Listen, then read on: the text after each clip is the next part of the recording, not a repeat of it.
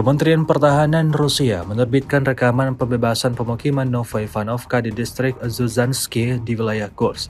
Rekamannya kemudian ramai beredar di media sosial Telegram pada Senin 16 Desember 2024. Dalam rekaman tersebut menunjukkan momen di mana tentara Rusia melakukan penyergapan pada tempat pelindungan tentara Ukraina. Tembakan mematikan dilayangkan Rusia dari jarak dekat. Akibatnya, seperti yang terlihat dalam rekaman, terjadi kekacauan di posisi pasukan Ukraina. Hingga video ini beredar, beragam respon diberikan warganet.